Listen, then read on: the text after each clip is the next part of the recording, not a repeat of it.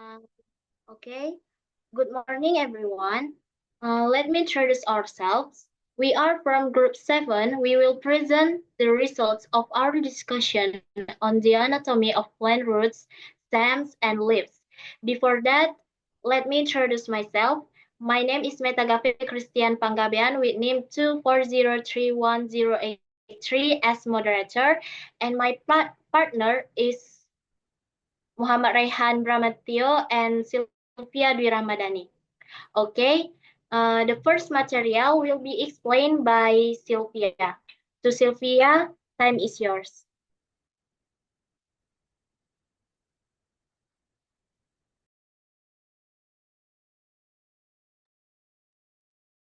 Okay, I will explain about roots. Um,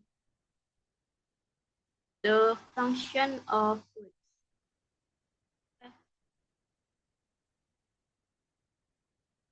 Roots are plants organs that generally grow into the soil and function to absorb water and mineral, support the plant body, and store food. Refers.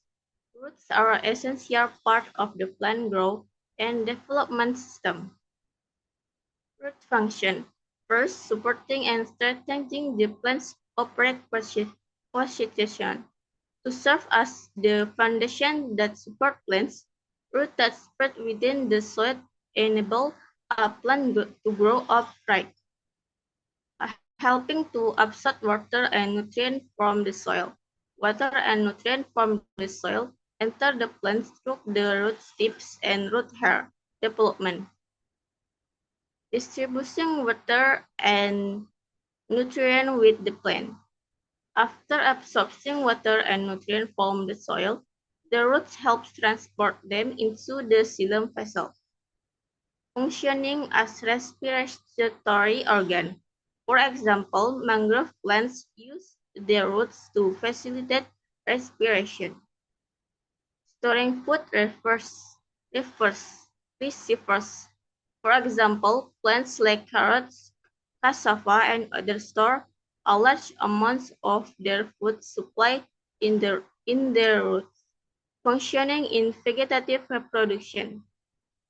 For example, the breadfruit plant use its roots to grow shoots which then develop into new individuals.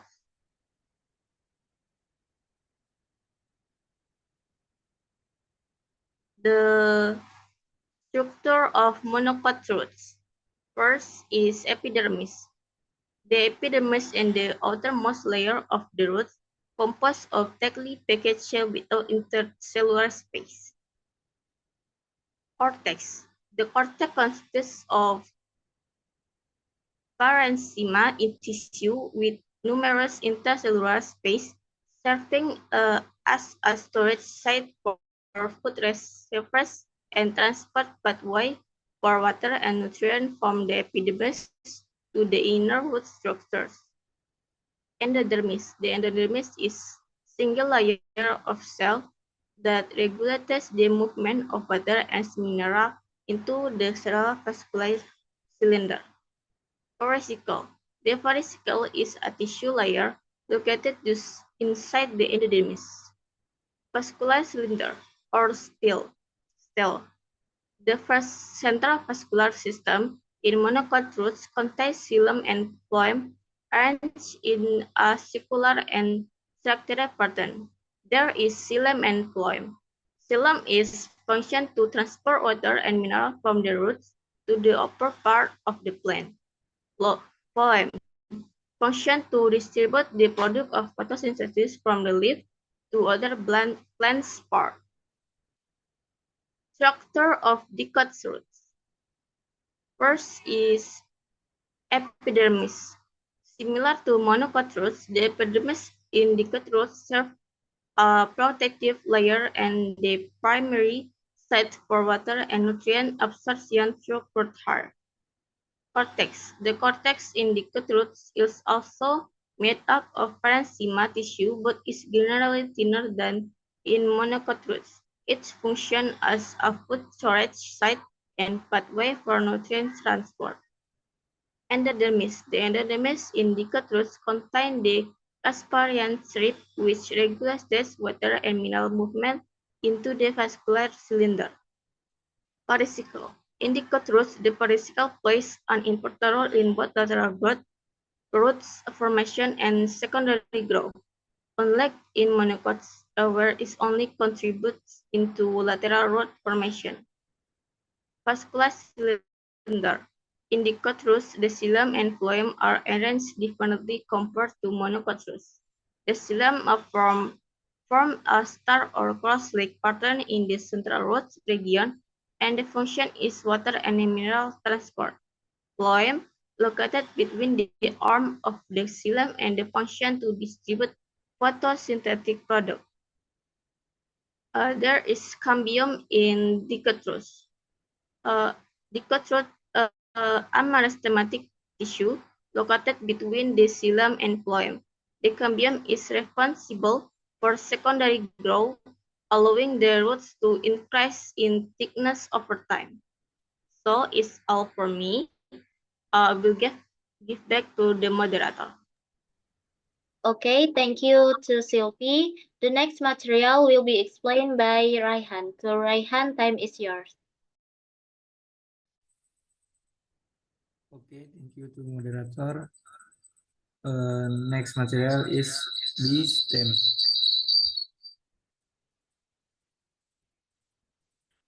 The stem is primary organ in plants that function as support and a transportation pathway for water, mineral, and photosynthetic products. It also plays a role in storing nutrients and facilitating vegetative reproduction in certain plant species. The stem is one of the main organs of the plants, playing a crucial role in its growth and development. Generally, the stem functions as support and transportation pathway, a storage organ for nutrients and reproductive structure in some plant species.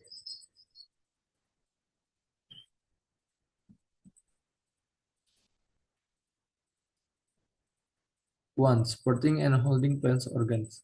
The stem serves as the primary framework that supports leaves, flowers, and fruits. A strong stem structure allows the plants to stand upright and optimize sunlight absorption, which is essential for photosynthesis in woody plants, such as teak or Tectona grandis. The stem contains lignin, providing extra strength for the plants to grow tall and remain sturdy. Two, function of stem. Transportation of substance. Xylems transport water and mineral from the roots to the leaves through transpiration and capillary action. Phloem distributes photosynthesis products from the leaves to other parts, such as roots and fruit for growth and energy storage. For facilitating vegetative reproduction. E. Stolons. Runners in strawberries, Fragaria sp, where the stem spreads along the ground and forms new individuals. B. Rhizomes is ginger. In ginger, or gingiva officinal, where underground stems store nutrients and produce new shoots. That's example from stolon. And this example from rhizoma. This rhizoma, can you see in here? And 5, adaptation to the environment. The stem can undergo modification to adapt to specific environmental conditions.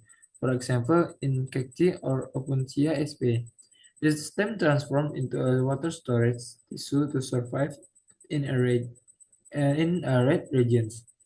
Additionally,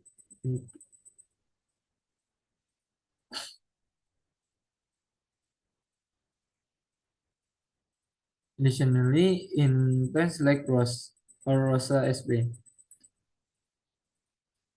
Next,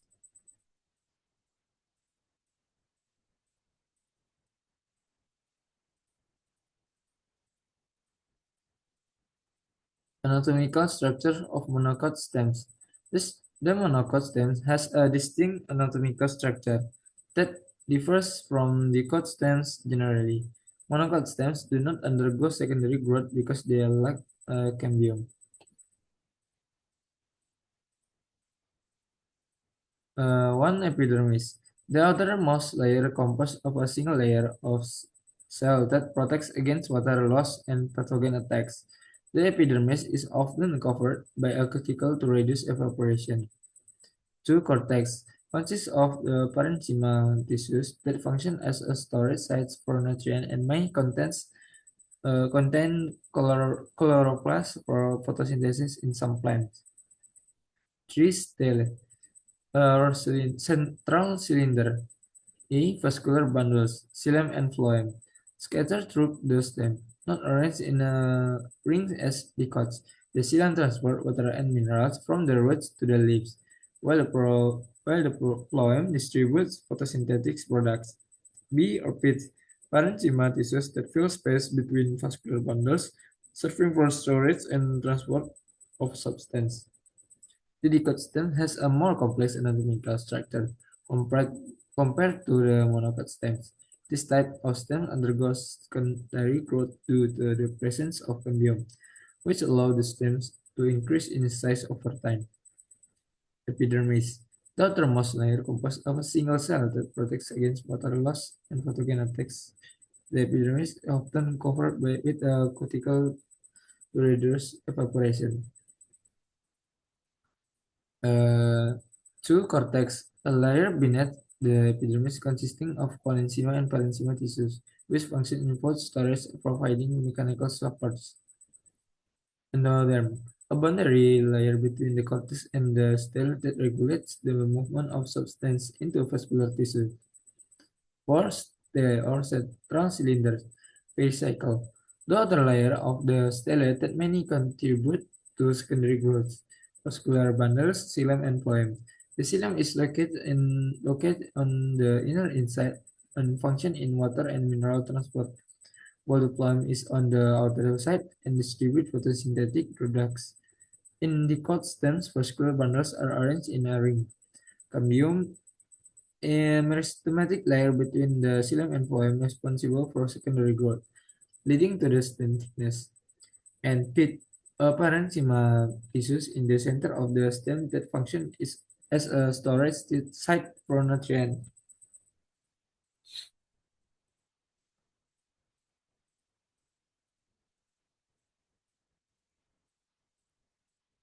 Okay, secondary growth of the stem. Secondary growth is the process by which a plant system increases in thickness due to activity of lateral meristems, specifically the vascular cambium and core cambium.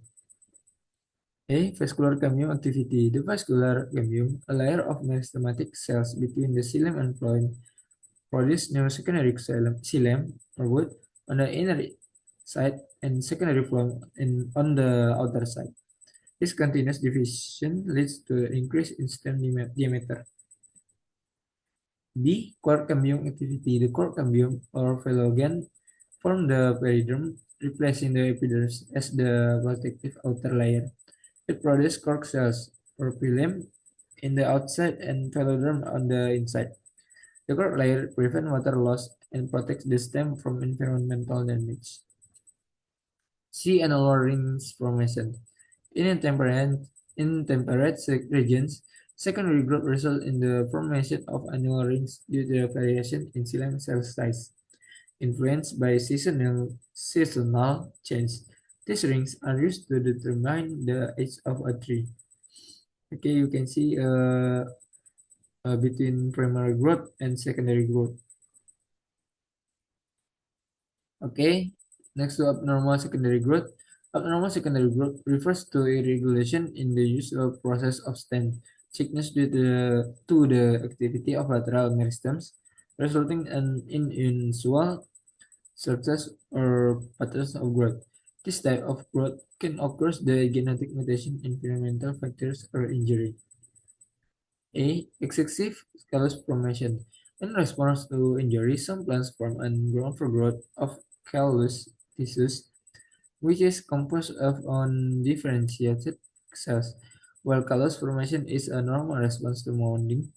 Excessive callus can lead to the deformities or the development of abnormal growth structures. Bursts. Bursts are abnormal growths that appear on the trunk of branches of trees, often caused by fungal infection, insect damage, or environmental stress. Corky growth. Some plants exhibit excessive cork production, which result in abnormally thick and often cracked outer bark. Delignification of phloem. In some cases, the phloem may become excessively lignified, which is a deposition of lignin in the phloem tissues. Okay, you can see example from abnormal secondary growth. Okay, maybe that's all from me. And bring back to moderator.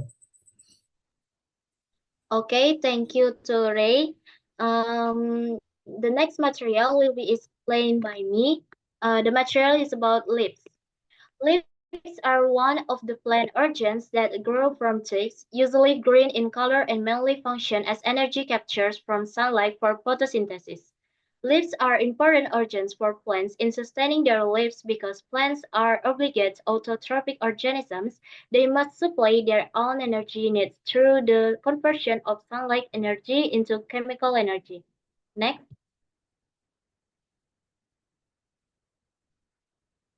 Next. The first is leaf function. Here are the five main functions of leaves. The first is the place where photosynthesis occurs. Leaves capture sunlight and convert it into chemical energy in the form of glucose. This process is very important because it produces food for plants and releases oxygen into the air. The second is as a means of plant respiration. Leaves have small pores called stomata that allow gas exchange, taking carbon dioxide and releasing oxygen. The third is the place where evaporation occurs. Through the stomata, leaves also release water vapor. This process helps draw air from the roots and helps cool the body temperature of the plants.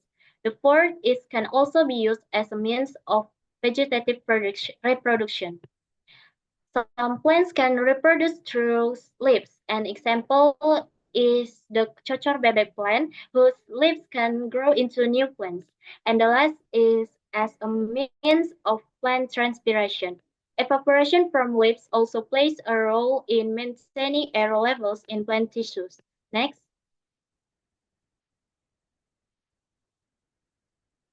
The second is anatomical structure of monocotyledon leaves. There are five structures of monocotyledon leaves. The first is epidermis. Epidermis, the outermost layer of the leaf. It functions to protect the tissue beneath it and is usually coated with a cuticle.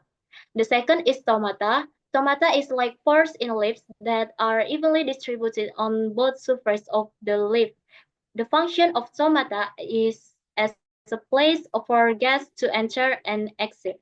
The third and the fourth is xylem and phloem. There are transport vessels. Xylem transport water and mineral from the roots to the leaves, while phloem transport the results of the photosynthesis to all parts of the plant. And the last is mesophyll. Mesophyll is the main tissue in the inner part of the leaf. In monocotyledon leaves, the mesophyll cannot be distinguished between palisade and spongy tissue. Next. The third is anatomical structure of dicotyledon leaves. There are six structures of dicotyledon leaves. The first is epidermis. It's same like anatomical structure in monocotyledon leaves. The function as protection for the tissue beneath it and has stomata. In dicotyledon leaves, there are upper and lower epidermis. The second and the third is xylem and phloem. The function is the same like monocotyledon leaves. the xylem transport water and mineral from the roots to the leaves, while phloem transport the results of photosynthesis from the leaves to all parts of the plant body. Both are found in the leaf veins. The fourth is stomata. Stomata is like a pores in leaves that are evenly distributed on both surfaces of the leaf. And the fifth is palisade. Palisade tissue is located under the upper epidermis. It consisting of dense cells and containing many chloroplasts. It is the main place of photosynthesis. And the last is coral flowers or sponge. Sponge tissue is located under the palisade tissue. The cells are arranged more loosely and have air space between cells. This tissue functions for gas circulation and also helps photosynthesis. Next. The last material is leaf adaptation to the environment. The form of adaptation of plants' leaves can be in the form of change in shape, size, thickness, or surface layer. This adaptation aims to survive in a particular environment. Based on AFIDA 2021, there are several plant adaptations to the environment. Next.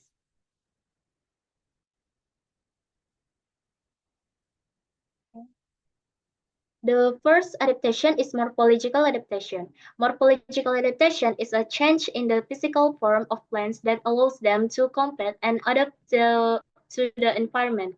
We can see this morphological adaptation directly. Some forms of leaf morphological adaptation are as follows. The first is xerophyte plants. For example, we can see cactus leaves are shaped like thorns. The second is hydrophytic plants. For example, we can see lotus flower leaves and water lily leaves that have white leaves. Next.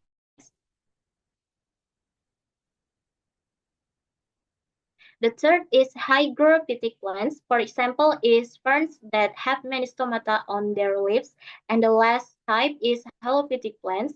For example, tobacco plants that develop a layer of wax on their leaves. The second adaptation is physiological adaptation.